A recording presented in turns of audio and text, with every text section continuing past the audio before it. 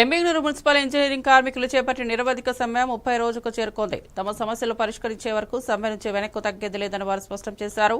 సమాన పనికి సమాన వేతనం ఇవ్వాలని, వేతనాలు పెంచాలని, ఉద్యోగ భద్రత కల్పించాలని వారు డిమాండ్ చేస్తున్నారు. అలాగే సంక్షేమ పథకాల అమలుపై అధికారులు చర్యలు తీసుకోవాలని కోరారు. మున్సిపల్ కార్యాలయం ఎదుట నిరసన తెలియజేస్తూ తమ న్యాయమైన హక్కులను సాధించే వరకు పోరాటం కొనసాగుతుందని కార్మికులు స్పష్టం చేశారు. ప్రభుత్వానికి విజ్ఞప్తి చేస్తూ వెంటనే స్పందించాలని కోరారు.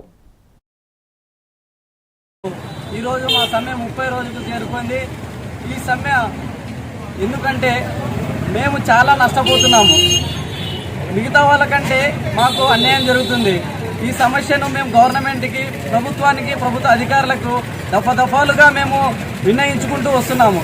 మా చర్చలు పిలుస్తామని చెప్పి పోస్ట్పోన్ చేసుకుంటూ వస్తున్నారు. అయితే మొన్న 2వ తారీఖు నుంచి పోస్ట్పోన్ మన చర్చలను విఫలం చేశారు.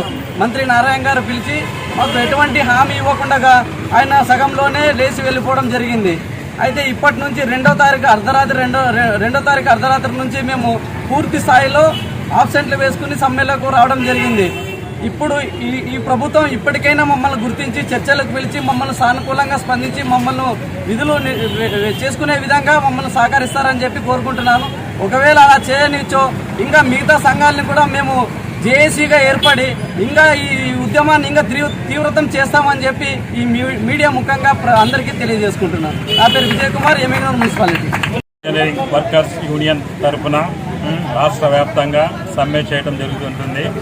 దాదాపుగా ఈ సమ్మె 30 రోజులు చేస్తున్నాము. ఈ సమ్మె 30 రోజులు చేయడంలో ఉద్దేశం ప్రభుత్వానికి కూడా తెలుసు. కానీ ఇంతవరకు మా సమస్యల్ని ప్రభుత్వము పట్టించుకోవటం లేదు. మా యొక్క మున్సిపల్ కార్మికులందరూ బొద్దమ్మ కోరికలైతే కోరటం లేదు. కేవలము 4 సమస్యల మీదనే ప్రభుత్వ దృష్టికి తీసుకుని వెళ్ళాలని నిర్ణయించుకున్నాము. ఆ సమస్యలు ఏమనగా, మొదటిగా సమాన పనికి సమాన వేతనం, రెండవది ప్రభుత్వ సంక్షేమ పథకాలన్నింటినీ వర్తింప చేయాలి, మూడవది వయో పరిమితిని పెంచాలి, నాలుగవది వచ్చేసి రిటైర్మెంట్ అయిన వ్యక్తి, చనిపోయిన వ్యక్తికి ఇంకొకరిని బాధ్యతగా వారిని నియమించాలి. వారి యొక్క కుటుంబానికి బాధ్యతగా ఇంకొకరిని నియమించాలి. చివరిగా హెచ్ఆర్ పాలసీని కూడా మాకు పెంచాలి. ఈ 5 డిమాండ్లు మేము ప్రభుత్వానికి పరిష్కరించాలని కోరుతున్నాము. లేని ఏడల పరిష్కరించేడల భవిష్యత్తులోన మా యొక్క కార్మికులంతా, ఇంజనీరింగ్ కార్మికులంతా ఏకమై సమ్మెని భవిష్యత్తులో ఇంకా ఉధృతం చేస్తామని తెలియజేస్తున్నాము.